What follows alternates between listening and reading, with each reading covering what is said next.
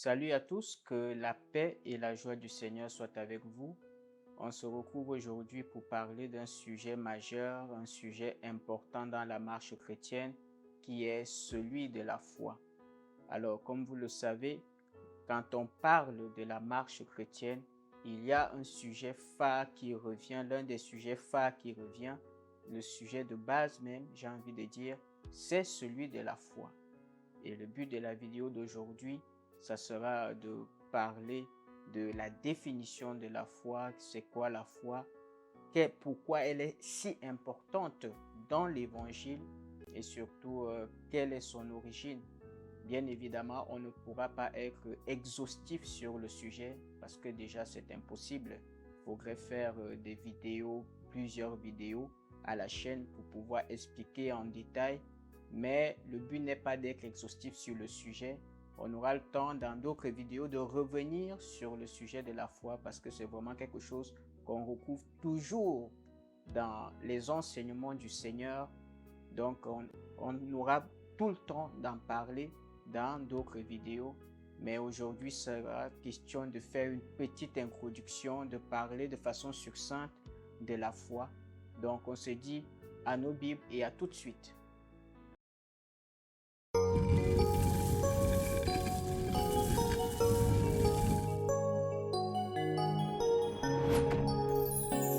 Éternel, tu es bon. Oh oui, tu es si bon.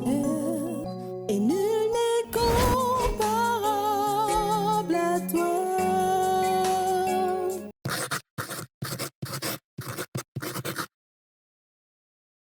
Alors, avant d'entrer dans le sujet proprement dit, j'aimerais déjà qu'on fasse un détour pour parler d'autres choses ayant rapport avec la foi, qu'on assimile souvent à la foi, mais qui en réalité ne l'est pas. J'aimerais surtout qu'on dise déjà ce que la foi n'est pas.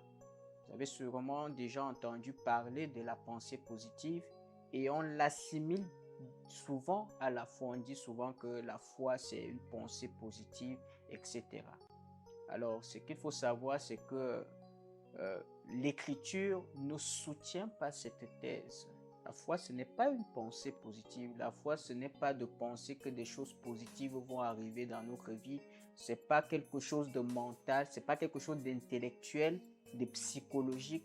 Donc, ce n'est pas un effort psychologique qu'on va se faire, qu'on va se donner à soi-même, qu'on va intégrer en soi et se dire qu'il n'y a que des choses positives qui doivent m'arriver, donc qui doivent m'arriver autant pour moi. Non, la foi, ce n'est pas de la pensée positive. Et comme on va le voir tout à l'heure, ce n'est pas quelque chose de mental. Ce n'est pas quelque chose de charnel, j'ai envie de dire. Ce n'est pas quelque chose d'intellectuel. Donc, assimiler la foi à de la pensée positive, ça ne va pas dans le sens de ce que l'Évangile dit de la foi. L'Évangile ne définit pas la foi comme le fait de penser à des choses positives qui vont nous arriver.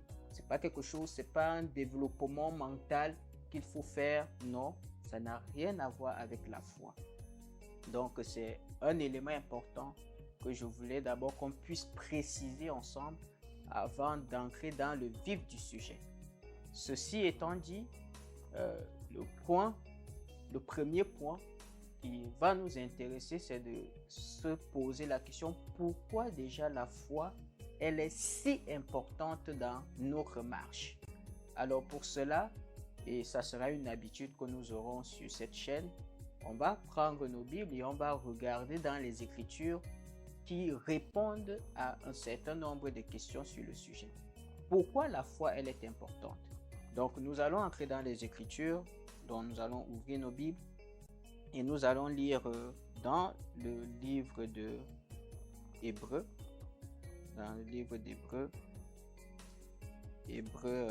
le chapitre 11, le verset 6. Dans Hébreux chapitre 11, verset 6, nous lisons. Or, il est impossible de lui être agréable sans la foi, car il faut que celui qui s'approche de Dieu croit que Dieu est et qu'il est le rémunérateur de ceux qui le cherchent. Donc, on voit ici qu'il est dit que sans la foi, il est impossible d'être agréable à Dieu.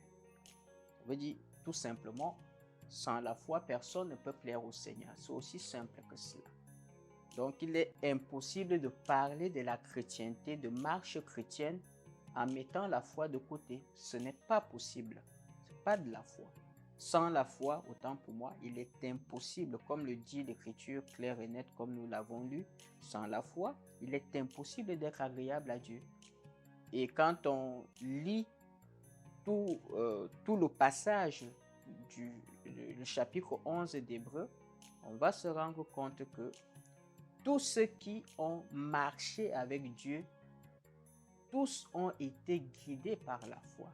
Abraham a été guidé par la foi, Moïse a été guidé par la foi, Noé, c'est par la foi qu'il a agi. Bref, ce que l'Écriture présente souvent comme ces modèles de la foi, on va voir que tous, autant qu'ils sont, ils ont marché avec Dieu par la foi. Et c'est pour cela qu'ils ont été approuvés par le Seigneur. Donc, l'une des choses qui fait que la foi est importante, c'est tout simplement que s'il n'y a pas de foi, il n'y a pas de chrétienté. C'est aussi simple que ça. Le deuxième élément sur lequel on peut s'appuyer pour parler de l'importance de la foi dans la marche chrétienne, on va le voir toujours dans les Écritures. Pour cela, je nous invite à ouvrir le livre d'Hébreux, le livre d'Éphésiens, autant pour moi. Je nous invite à ouvrir Éphésiens. Éphésiens, le chapitre 2, c'est un passage que nous connaissons tous. Éphésiens, chapitre 2, le verset 8. Il est écrit, « Car c'est par la grâce que vous êtes sauvés, par le moyen de la foi, et cela ne vient pas de vous, c'est le don de Dieu. » Donc là, l'Écriture nous dit que c'est par la foi, c'est par la grâce que nous sommes sauvés, tant pour moi, par le moyen de la foi. Ça veut dire que la foi, c'est le moyen que le Seigneur utilise pour sauver l'homme. C'est le moyen choisi par Dieu pour pouvoir sauver l'homme. Autrement dit, sans la foi, il n'y a pas de salut. C'est aussi simple que ça. Ce que le Seigneur a décidé d'utiliser comme moyen pour sauver l'homme, c'est la foi. Voilà pourquoi la foi, elle est très importante dans la marche chrétienne. C'est le moyen utilisé par Dieu pour sauver l'homme de ses fautes. L'autre point qu'on peut prendre pour parler de l'importance de la foi dans la marche chrétienne, nous allons le voir. Alors, nous allons ouvrir nos Bibles dans le livre de 1 Jean. Donc, 1 Jean, chapitre 5, du verset 3 au verset 4. Il est écrit, « Car l'amour de Dieu consiste à garder ses commandements, et ses commandements ne sont pas pénibles, parce que tout ce qui est né de Dieu triomphe du monde, et la victoire qui triomphe du monde, c'est notre foi. » Donc, voilà ce que dit l'Écriture. La foi, c'est elle qui nous donne de triompher du monde. Donc, sans la foi, il n'y a pas de triomphe sur le monde. Sans la foi, vous ne pouvez pas triompher du monde, selon ce que l'Écriture entend bien sûr du monde. Parce que dans le monde, il y a bien une définition de l'apôtre Jean. Quand l'apôtre Jean, par exemple, dans une des Écritures, dit « N'aimez pas le monde », et il dit bien de quoi il est question quand il parle du monde. Et donc, ce qui nous donne de triompher de ce monde-là, c'est la foi. Concernant la foi, on voit à travers ces 3 versets que nous avons pris, on peut déjà voir combien la foi elle est importante dans notre marche. Sans elle, on ne peut pas être agréable à Dieu. Sans elle, on ne peut pas parler de salut. Et sans elle, on ne peut pas parler tout simplement également de triomphe sur le monde. En définitive, sans elle, il n'y a pas, on ne parle pas de chrétienté. Maintenant, le second point qui va nous intéresser, c'est l'origine de la foi. La foi, elle vient d'où? Est-ce que, bon, on se lève le matin et on se dit qu'on a la foi, ou est-ce que la foi, elle a une origine? Alors, pour répondre à cette question, nous allons toujours aller dans les Écritures et je nous invite à ouvrir nos Bibles dans le livre de Romains, Romains 10, 17. Romains 10, 17. Je lis au nom du Seigneur, il est écrit, Ainsi, la foi vient de ce qu'on entend et ce qu'on entend vient de la parole de Christ. Donc ici, on nous fait comprendre que la foi vient d'abord de ce qu'on entend. Et ce qu'on entend, ça doit être la parole de Christ, ça doit être la parole de Dieu. Donc l'origine de la foi vraie, la foi véritable, c'est la parole de Dieu. C'est la parole de Dieu qui produit la foi véritable dans les cœurs des hommes. Donc on ne se lève pas un matin, on dit qu'on a la foi. Non, c'est l'écoute, l'entente de la parole de Dieu, de son évangile, qui produit dans le cœur des hommes la foi. Personne ne peut avoir la foi sans avoir entendu la parole de Christ. C'est impossible, sans avoir entendu la parole de Dieu. En tout cas, la foi vraie, elle est alimentée, elle est créée par la parole du Seigneur. C'est cela la foi vraie. Tous ceux qui ont eu la foi en Dieu, c'est parce qu'ils ont écouté la parole de Dieu.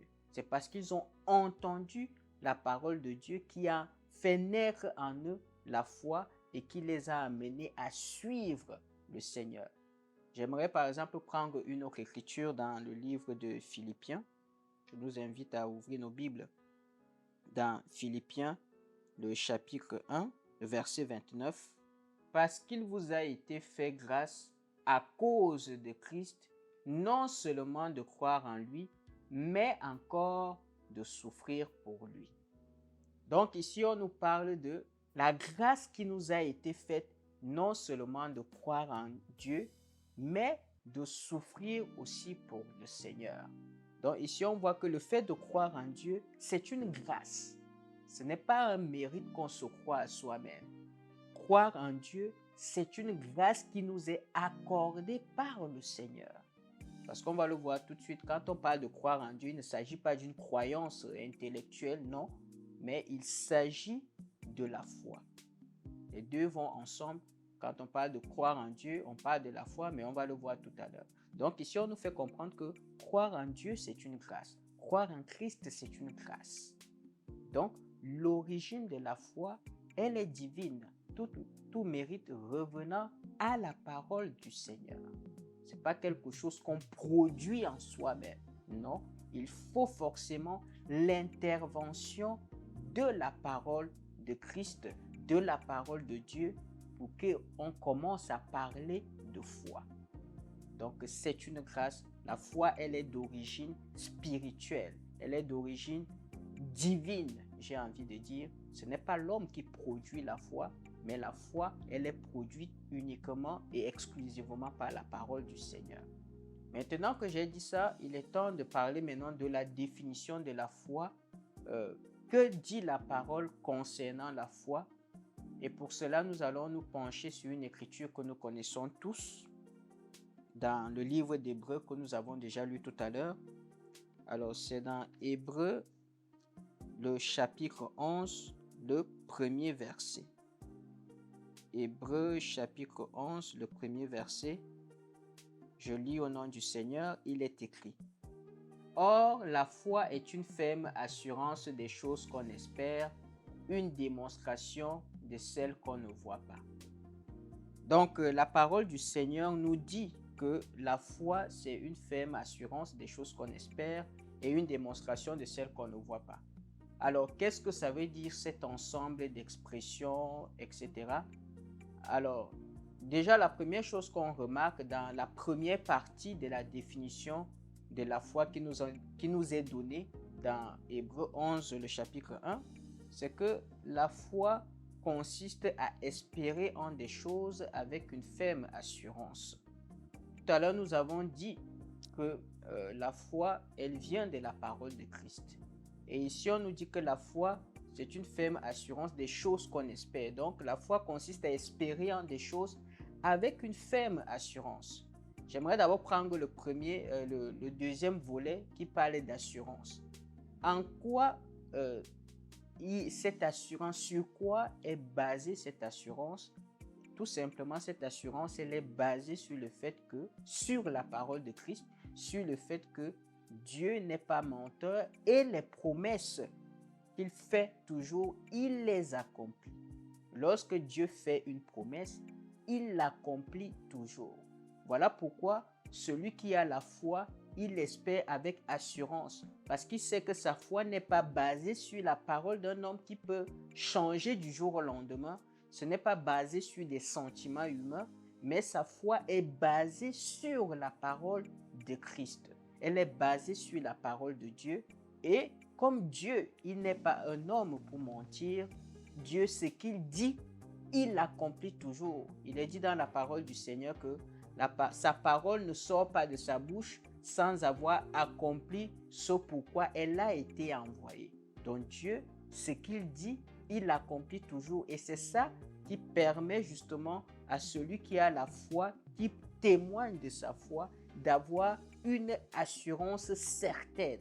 Parce que Dieu n'est pas un menteur. Et on nous dit également que c'est qu'on parle d'espérer en des choses. Bon, maintenant, la question qu'il faut se poser, c'est de quelles choses il s'agit. C'est important parce que vous avez sûrement déjà entendu quand on parle de la foi, les gens vont dire que j'ai foi que j'aurai la maison demain, j'ai foi que demain j'aurai la voiture, j'ai foi que demain j'aurai telle chose. Donc, on utilise la foi comme ça pour parler de beaucoup de choses, pour l'appliquer à des choses. Et la question qu'on peut se poser, est-ce que c'est vraiment de ces choses dont il est question? Est-ce que quand on dit que la foi espère en des choses, cette espérance-là, en ces choses-là, est-ce qu'il s'agit vraiment de ces choses-là? Alors, ce qui est bien, c'est que la parole du Seigneur nous dit quelque chose concernant ce qui est révélé par l'Esprit, c'est-à-dire l'évangile de Christ qui est révélé par l'Esprit et qui parle des choses qui nous sont révélées, justement. Et que dit la parole là-dessus? Nous allons aller dans le livre de 1 Corinthiens. 1 Corinthiens chapitre 2 à partir du verset 9. Mais comme il est écrit, ce sont des choses que l'œil n'a point vues, que l'oreille n'a point entendues et qui ne sont point montées au cœur de l'homme, des choses que Dieu a préparées pour ceux qui l'aiment. Donc on nous fait comprendre ici que ce sont des choses que l'œil n'a point vues, ce sont des choses que l'oreille n'a point entendues, qui ne sont même pas montées dans le cœur de l'homme, mais que le Seigneur révèle à ceux qui l'aiment par son esprit. Bon, le souci, c'est que les choses qu'on a citées tout à l'heure concernant la foi, j'ai foi en ce que c'est machin, ce sont des choses qu'on voit. Hein. Ce sont des choses qu'on voit. Ce sont des choses que l'œil a vues. Et donc, on peut commencer déjà un peu à douter du fait que, bon, quand on dit que la foi espère en des choses, que ce soit des choses comme la voiture, la maison, la télé, etc., etc. L'Écriture nous dit que la sagesse de Dieu qui nous a été révélée, ce sont des choses que l'œil n'a point vues. L'œil n'a jamais vu ça. Que l'oreille n'a pas entendu, mais qui sont montées dans le cœur de l'homme et que Dieu, qui ne sont point montées dans le cœur de l'homme, autant pour moi, et que Dieu révèle par son esprit à ceux qui l'aiment. Et pour cela, on va lire une autre écriture qui parle de cette espérance que le Seigneur vient générer en nous. Nous allons lire pour cela dans le livre de 1 Pierre, dans 1 Pierre chapitre 1 du verset 3 au verset 5. Béni soit le Dieu de notre Seigneur Jésus-Christ, qui, selon sa grande miséricorde, nous a régénérés pour une espérance vivante par la résurrection de Jésus-Christ d'entre les morts, pour un héritage qui ne se peut ni corrompre, ni souiller, ni flétrir, lequel vous est réservé dans les cieux, à vous qui, par la puissance de Dieu, êtes gardés par la foi pour le salut prêt à être révélé dans les derniers temps. Je reprends. Béni soit le Dieu, le Père de notre Seigneur Jésus-Christ, qui, selon sa grande miséricorde, nous a régénérés pour une espérance vivante par la résurrection de Jésus-Christ d'entre les morts, pour un héritage qui ne se peut ni corrompre, ni souiller, ni flétrir, lequel vous est réservé dans les cieux, à vous qui, par la puissance de Dieu, être gardés par la foi pour le salut prêt à être révélé dans les derniers temps. Donc on voit ici qu'on parle de cette espérance vivante qui espère à un héritage qui ne peut ni se souiller, ni flétrir, et qui nous est réservé dans les cieux. Donc la foi espère à des choses qui sont à un héritage qui nous est réservé dans les cieux et que la rouille ne peut pas attaquer, qui ne peut pas se flétrir, qui ne peut pas se rouiller. Or, si votre foi est basée sur la voiture, on voit qu'avec le temps, la voiture finit par se détruire. Si elle est basée sur des choses purement matérielles, ce sont des choses qui sont appelées à passer. Alors que l'héritage, ce sont des choses qui sont réservées dans les cieux. Et une écriture qui va dans le même sens des choses réservées dans les cieux, c'est le passage, nous allons le lire, c'est dans Colossiens, le livre de Colossiens, donc Colossiens chapitre 3, du verset 1 au verset 3, il est écrit: si donc vous êtes ressuscités avec Christ, cherchez les choses d'en haut où Christ est assis à la droite de Dieu. Affectionnez-vous aux choses d'en haut et non à celles de la terre, car vous êtes morts et votre vie est cachée avec Christ en Dieu. Donc ici, on nous fait comprendre que si véritablement nous avons été ressuscités avec Christ, nous devons rechercher les choses d'en haut où Christ est assis à la droite du Père et non les choses de la terre. Parce que notre vie, elle est cachée avec Christ en Dieu. Donc ici, on voit que l'Écriture nous appelle, nous amène, l'évangile de Christ nous amène à nous affectionner plutôt des choses qui sont dans les cieux. Ces choses-là que l'œil n'a point vues et que l'oreille n'a point entendu, mais qui sont révélées par l'Esprit. Cet héritage-là, dont on voit que ce passage de Colossiens, il fait clairement écho également au passage de 1 Pierre que nous avons lu tout à l'heure, qui parle également d'un héritage qui nous est réservé dans les cieux. C'est de cela dont il est question. Et ces choses-là, donc, ne peuvent pas être les choses de la terre. Ça ne peut pas être ça. Bien sûr, on va répondre à la question, mais c'est quoi ces choses? Et c'est ça le deuxième volet de la définition de la foi. Parce que comme on l'a lu tout à l'heure, si je reviens au passage qui nous donne la définition de la foi, on a dit, c'est la ferme assurance des choses qu'on espère, la démonstration de celles qu'on ne voit pas. Donc il y a la démonstration de celles qu'on ne voit pas. Ça veut dire, la foi ne se contente pas d'espérer en des choses, mais elle va aussi dans le sens de démontrer ces choses-là qu'on ne voit pas. Or, comment la foi est rendue visible? C'est là le plus important. Comment la foi est rendue visible? Afin que ça ne reste pas un concept creux. Vous connaissez tous cette écriture qui dit, autant pour moi, cette écriture qui dit que la foi sans les œuvres, elle est morte. Qu'est-ce que ça veut dire? Ça veut dire que normalement, une foi véritable, elle est démonstrative, elle se démontre par des œuvres. C'est-à-dire que la foi vraie, elle agit dans la pratique. Et il y a un exemple très clair qui nous est donné dans les Écritures. On va prendre le cas d'Abraham et pour cela, j'aimerais qu'on lise dans le livre d'Hébreux 11 toujours, qui parle justement du cas d'Abraham et comment cette foi a été démontrée. Donc, ouvrons nos Bibles dans Hébreux chapitre 11. Donc, Hébreux chapitre 11 du verset 17 au verset 19, il est écrit: c'est par la foi qu'Abraham a offert Isaac lorsqu'il a été mis à l'épreuve.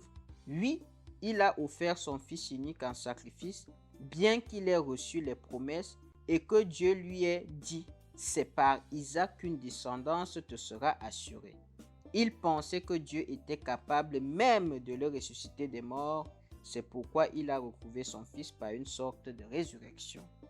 Nous connaissons tous le témoignage d'Abraham, sa vie. Nous savons qu'Abraham, c'est cet homme-là que Dieu est allé prendre du milieu de sa famille et lui a demandé de quitter sa famille et d'aller dans le pays où il aura un avenir certain dirigé par Dieu, que Dieu a gardé pour lui et sa descendance.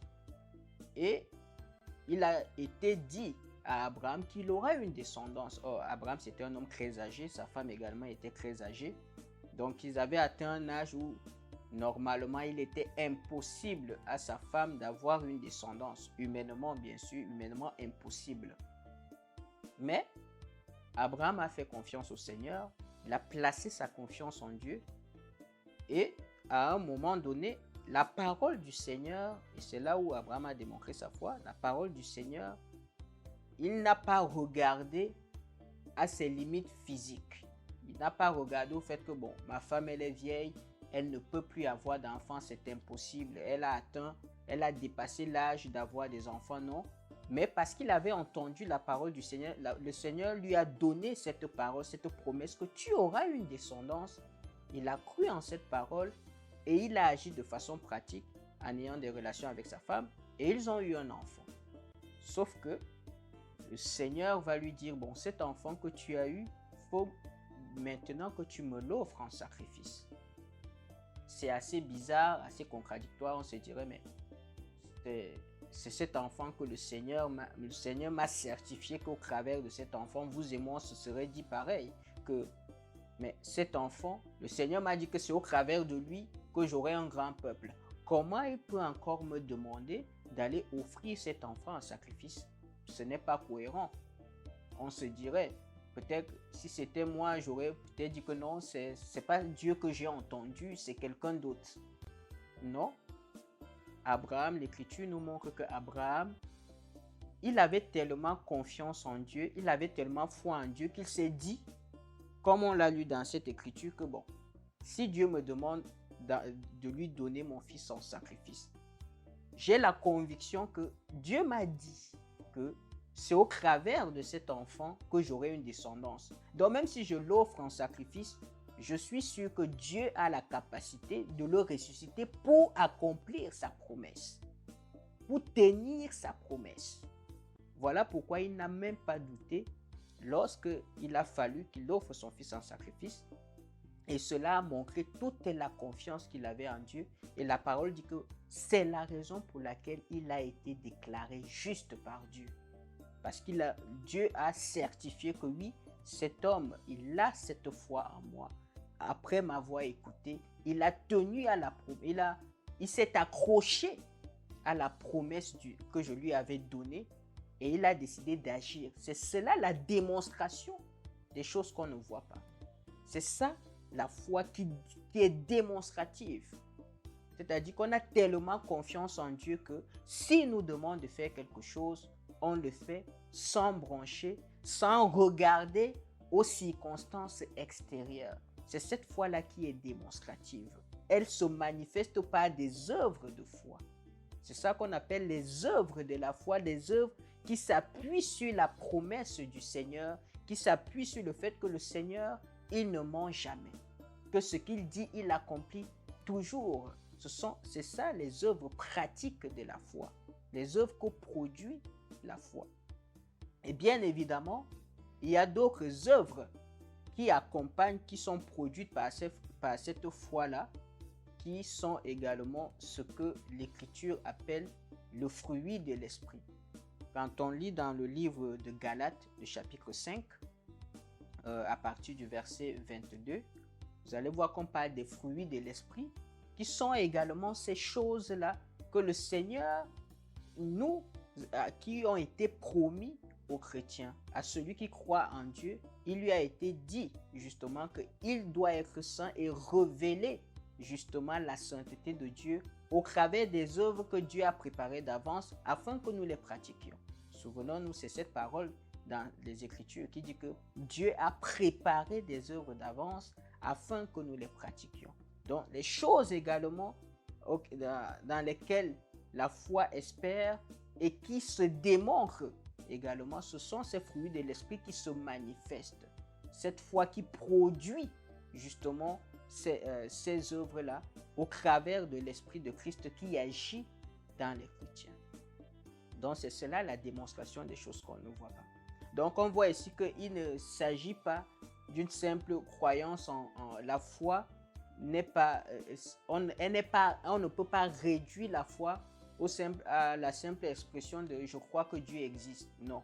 D'ailleurs, dans le livre de Jacques, l'apôtre Jacques dit que si ta foi se limite à je crois en Dieu, bon, il y a un souci, c'est que même les démons croient en Dieu et ils tremblent même. Les démons croient en Dieu et ils tremblent. Pourtant, les démons ne se soumettent pas à Dieu. Quand je dis ne se soumettent pas à Dieu, je ne parle pas dans le sens que Dieu n'a pas la capacité de les soumettre. Personne ne peut résister bien sûr au Seigneur. Mais quand je dis qu'ils ne se soumettent pas, ça veut dire que dans leurs agissements, ils font tout ce qui est contraire à la parole de Dieu sur le plan bien sûr des œuvres. Donc on voit qu'on peut croire en Dieu, qu'on peut croire que Dieu existe, mais ça ne veut pas dire qu'on a la foi, non. Bien sûr, la vraie foi nous amène à croire en l'existence de Dieu, mais la foi, ce n'est pas une croyance. Croyance que comme je crois que demain il va pleuvoir, non. La foi n'a rien à voir avec cela. La foi, c'est une confiance totale en la parole de Dieu. C'est adhérer de façon avec assurance à la parole de Dieu. C'est de croire en Dieu sans douter. C'est cela la foi véritable. Et c'est cette foi-là qui sauve. C'est cette foi-là qui sauve. Et comme on l'a dit, qui est basée sur la parole de Christ. Et ça me permet justement de faire un détour et de dire voilà pourquoi il est très important de faire attention à ce que vous pouvez écouter en ce qui concerne la parole. Parce que comme on l'a lu, la foi vient de ce qu'on entend. Et si ce que vous entendez, si ce que vous écoutez, c'est une parole qui est étrangère à celle de Christ, bien évidemment, ça va faire naître en vous une foi. Sauf que problème, ça sera une foi qui est fausse. Une foi qui ne va pas résister aux vents et aux intempéries, c'est-à-dire aux tempêtes qui peuvent s'abattre dans notre vie, les difficultés de la vie. Voilà pourquoi ceux qui ont en eux, qui ont écouté un faux évangile et qui ont une fausse foi, dès que le moment vient où il faut que cette foi agisse, ils font naufrage. Ils font naufrage et ils retournent, comme l'Écriture le dit, au siècle présent. Ils abandonnent la foi pour retourner au siècle présent. Donc il est important que la foi, il est important de comprendre, autant pour moi, que la foi véritable, elle est basée sur l'évangile de Christ. Voilà pourquoi il faut être vigilant et se poser la question, est-ce que ce que je suis en train d'écouter, est-ce que c'est vraiment Christ qui enseigne ça? Est-ce que Christ a enseigné cette parole que je suis en train d'écouter? Si ce n'est pas le cas, il faudrait que vous preniez des distances avec un tel enseignement. Il faudrait que vous preniez vos distances. Donc, ce sera tout pour aujourd'hui. Comme nous l'avons dit en début de notre vidéo, le but, ce n'était pas d'être exhaustif sur le sujet. Bien sûr, il y a beaucoup de choses qu'on aurait pu encore dire sur la foi, mais il est impossible de tout dire en une seule vidéo. Voilà pourquoi c'est un sujet qui reviendra dans tous les autres enseignements que nous aurons à faire. Forcément, on reviendra dessus à parler de la foi. Et si vous n'êtes pas déjà abonné à la chaîne, nous vous invitons à le faire, à partager également cette vidéo, à liker, à mettre des commentaires. Et si vous avez des questions, à les poser également, parce que vos questions feront également l'objet d'enseignement, l'objet de partage, j'ai envie de dire. Donc n'hésitez pas à poser vos questions en commentaire et bien sûr à vous abonner comme je l'ai déjà dit tout à l'heure afin de ne pas rater les prochaines vidéos qui arriveront. Sur ce, que la paix et la joie du Seigneur soient avec vous. Shalom.